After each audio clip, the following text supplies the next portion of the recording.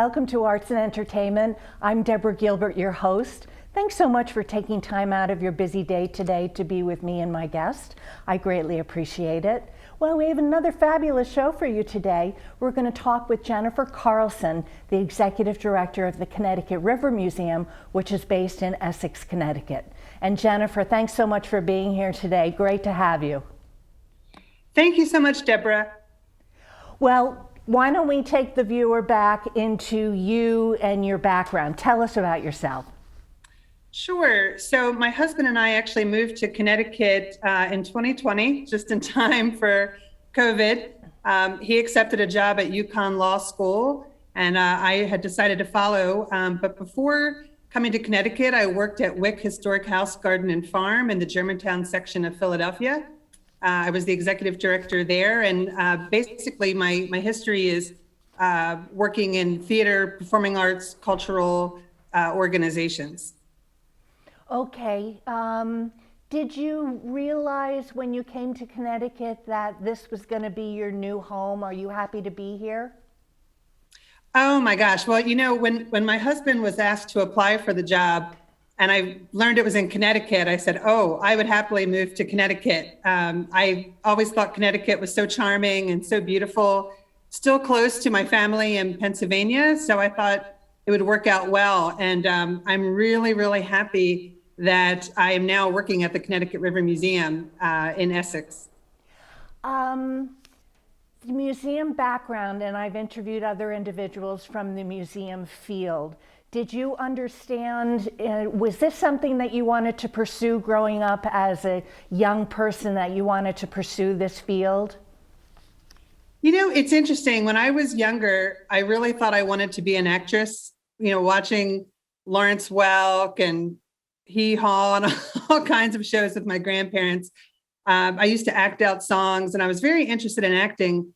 But at the same time, my mother would take us to historic sites anytime we went on vacation.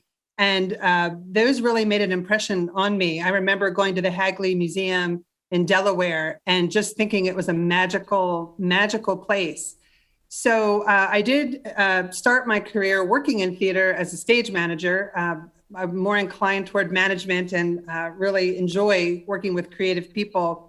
But it's interesting, my love of history and performance really kind of blends in working for museums, because there's a lot of creative individuals who work for museums. I'm very attracted to the tourism industry.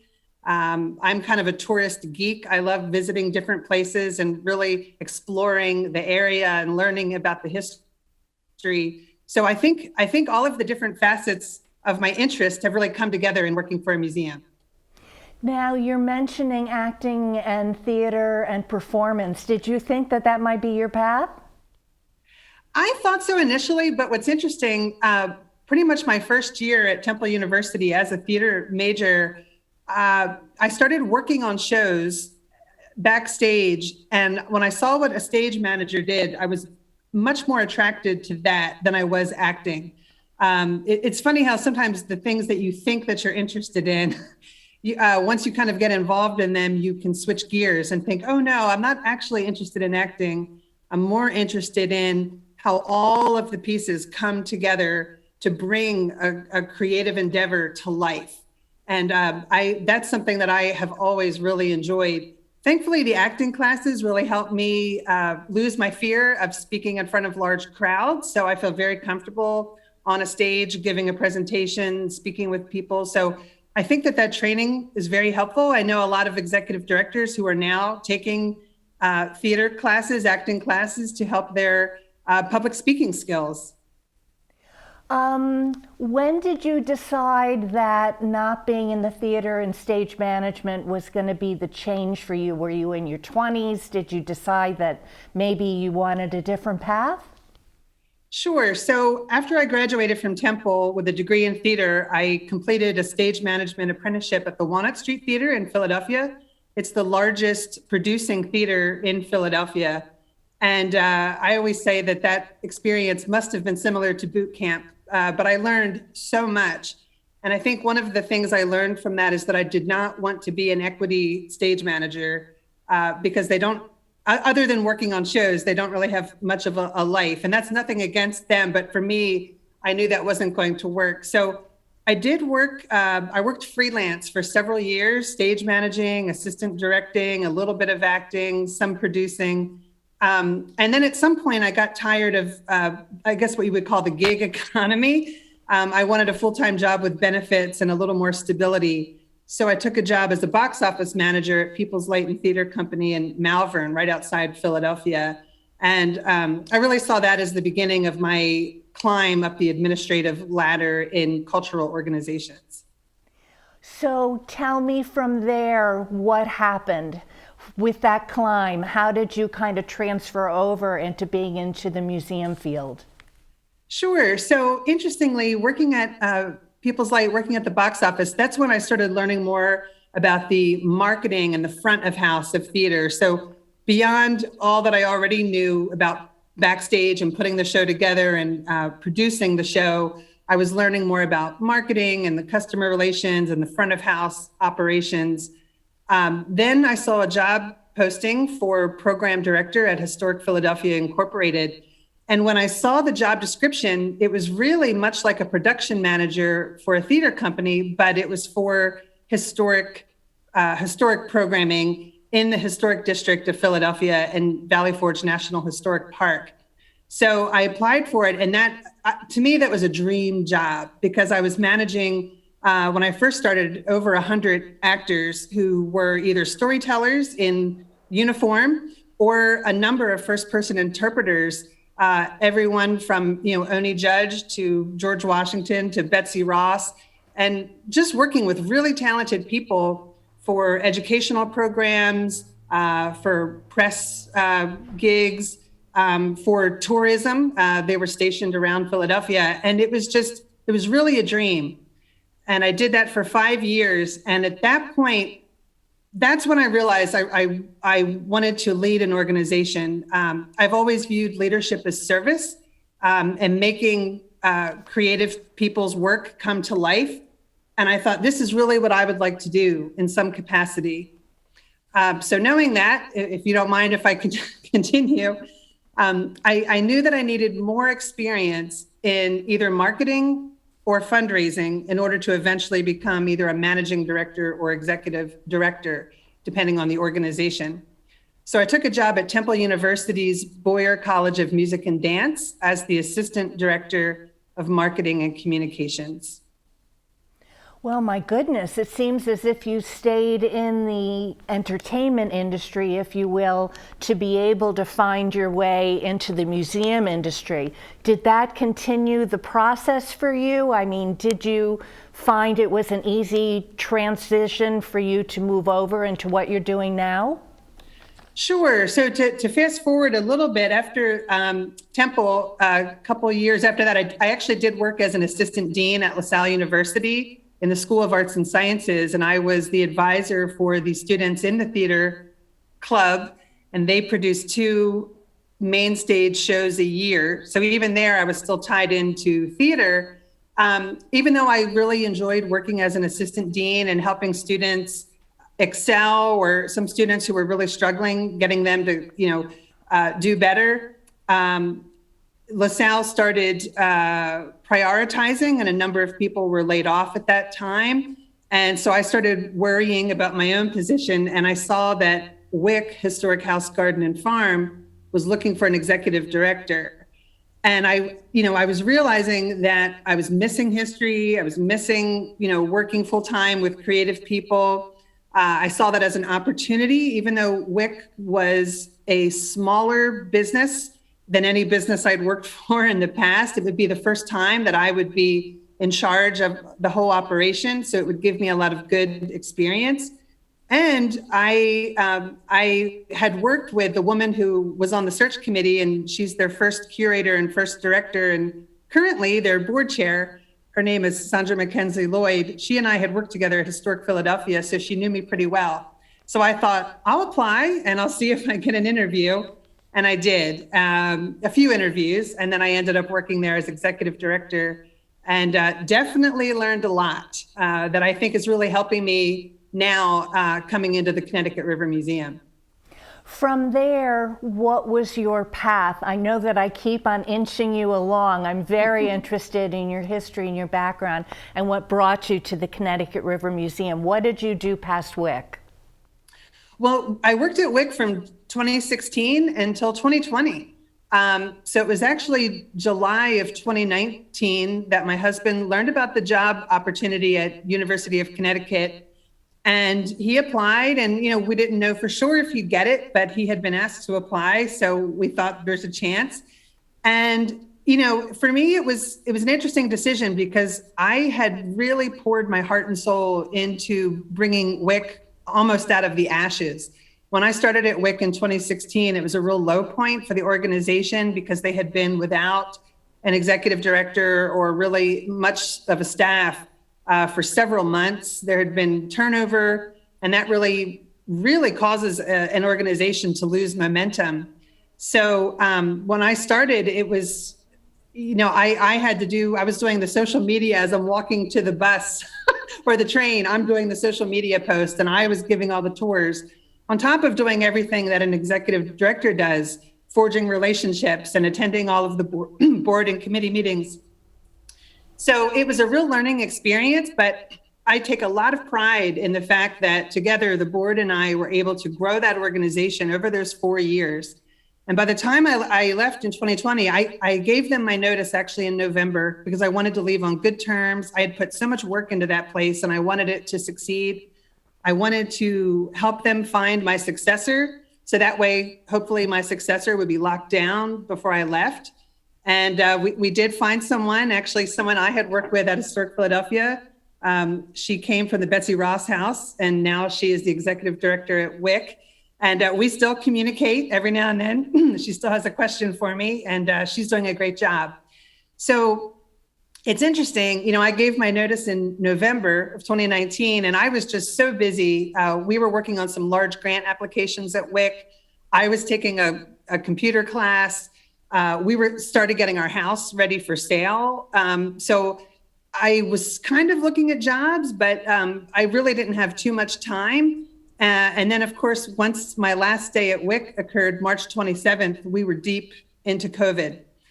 So I moved up here. My husband and I were living in Simsbury at the time, and I thought, well, I don't even know who would be hiring. Thankfully, I did see a few listings, and the Connecticut River Museum was one. And I read the job description, and it sounded very interesting. I came down, and I couldn't actually come in for a tour because much of Connecticut was in the shutdown. But I could see, charming Essex, and I could see this beautiful riverfront property that is the Connecticut River Museum. I gleaned as much information as I could from the internet about their history and operations. And then through the interview process, once I was able to meet the board members and the staff, it really sealed the deal for me that I was very interested in coming to this organization, that it would give me new learning opportunities. I'm someone who always likes to learn, but it also hopefully give a chance to bring my strengths to this organization, believing in collaboration, building strong relationships in the community, trying to build relationships further up the river. So I'm really looking forward to that. And I'll be anxious to see where we are in a few years, especially once we get past this pandemic. Well, let's hold that thought. I'm Deborah Gilbert. You turned into Arts and Entertainment. We're going to take a break. We'll be right back.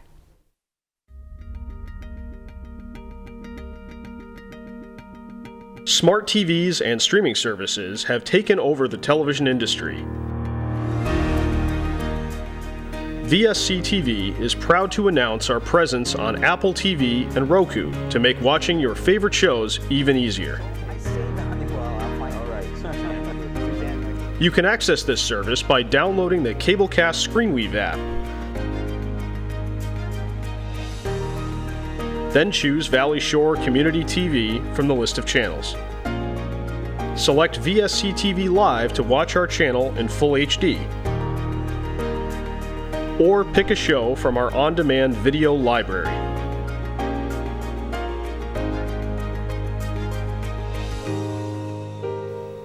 VSC TV is your local Connecticut Midshore Valley digital connection.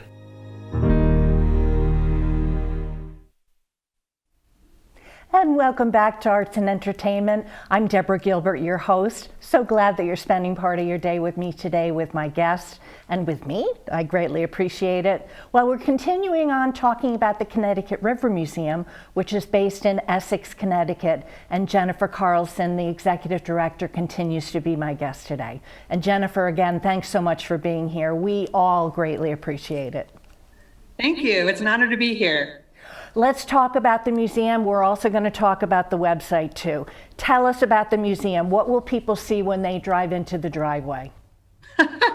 Well, it's a really charming old steamboat warehouse from 1878. It's just really picturesque. We're right on the Connecticut River. So when you come into Essex Village, you just take Main Street right down to the village. Right down to the river.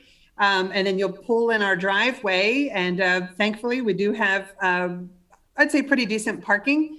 And you'd enter the museum where you will be warmly received. And we have 2 floors that cover our permanent exhibit. And then our 3rd floor is where we do our rotating exhibits.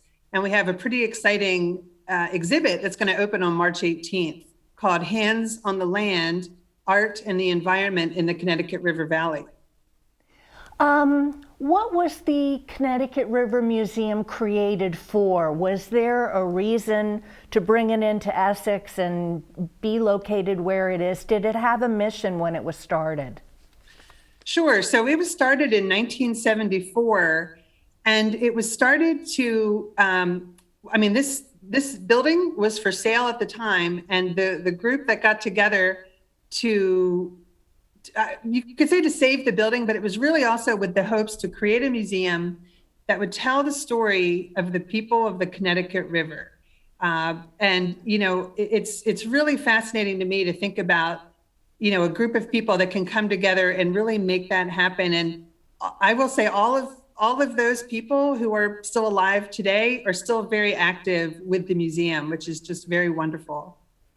Did you realize when you applied to be the executive director for that museum that it would go through and you would be there for several months now, and that it's a good next step for you? Yes. So the Connecticut River Museum it's a step up in size from WIC, the historic house, garden, and farm that I just worked for. So slightly larger budget, slightly larger facility. It's my first time managing a waterfront property, so there's a lot to learn there. It's also, I'm not coming to the museum as a boater, and that's just because I've spent my life doing a lot of other things, but that's something that I am so excited to be able to learn. I'm going to be learning how to sail this summer, and I really look forward to that. And just, working with the staff here has been delightful. I think we're a good team, and we think creatively. Everything that I can learn being a slightly larger institution is wonderful, but I think I'm also bringing some strengths to the organization. Let's talk about the website. When somebody is interested, and there's probably many viewers that are learning about the Connecticut River Museum right now, tell us about the website and what they will find when they arrive.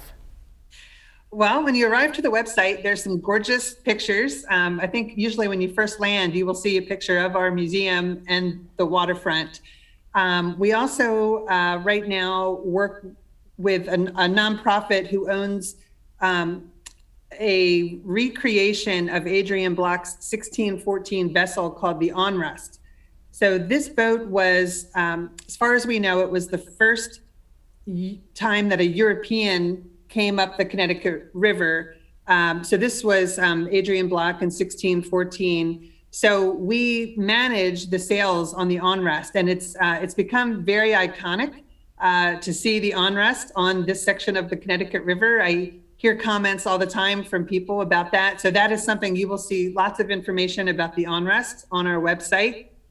You will also see information about our new exhibit that I was just talking about, Hands on the Land, Art and the Environment in the Connecticut River Valley, which is in part funded by the Rockfall Foundation. So you will see information about our permanent exhibits. So hopefully this would entice people to come visit us. We try to put as much information as we can, although I recognize there's more information that we should put on there, and little by little we'll be working on that. One of the things I always ask about in all of my interviews, because we're all in this together, is how has COVID affected the museum? Sure. So the museum was shut down, much like the rest of Connecticut, from mid-March through June 20th, or right before June 20th. So I didn't start working here until August. But what's interesting is my day of final interviews was June 22nd. So I didn't even get to see the inside of the museum until my final interview. But yes, the museum was shut down. Thanks to the first round of PPP funding, the museum was able to maintain the full-time employees, but many of the part-time employees, unfortunately, were furloughed at that time. Because the museum usually does offer summer camp and a lot of educational programs, those did not happen in 2020 because of the pandemic. Schools certainly were not booking field trips on site, and summer camp seemed way too risky to even think about. So that affected the number of people that the museum could hire. And in fact, we did have to put our full-time employees on a partial furlough, which we've been slowly inching back up. And we hope that we're able to have everyone back up to regular full-time status very soon. We'd stayed open through the winter. Many thanks to our donors, thanks to a grant from Connecticut Humanities, thanks to PPP funding. But everyone who visited really thanked us for being open because they wanted to get out and they felt that we were providing a safe experience. But we did see a decline in revenue and a decline in overall visitation. But thankfully, because of those donors and because of those grants, we didn't have to shut down again. That would have caused a real decline in momentum. So we are really racing forward to late spring and summer for a lot of programs. And we hope that as people feel even more comfortable going out, that they will come visit us, whether they come inside the museum or if they come during the summer for one of our music events right on our lawn with the backdrop of the river. So we're really looking forward to that. You're mentioning children and school trips. Is there an opportunity for young people to come and enjoy the museum? Yes. Yes. Do you mean school groups, or do you mean children with their parents, or? Oh, no, I'm meaning trips for the young people to come and visit the museum. Are there opportunities for them to get tours? Yes. We actually, right now, the only, I'll say, children's groups that have come on site have been homeschool groups. We haven't had any schools booking any field trips on site, but this museum had a lot of that before the pandemic. Education is a big part of what we do. So we hope that as we get more and more past this pandemic and people get vaccinated and restrictions loosen up, we really hope that that will return, because it is, as I said, a very big part of what we do, and we'd hate to see that go away. For the viewer that is just discovering you, of course, and the museum, give us some thoughts as to why they should come and visit the museum. Is it just so wonderful that they're missing out on a great opportunity to discover something new? Sure. Well, one, I'll give a plug for Essex. It's very charming. Not only can you visit the museum, but there's some wonderful restaurants and shops. So you can really make a day of it, a wonderful day trip. The location, some people come to see the sunrise. They park in our parking lot to watch the sun come up, and it's really gorgeous. I've done it a few times. But if you come to the museum, inside the museum, there's actually 2 reproductions of the turtle, which is considered the first American submarine.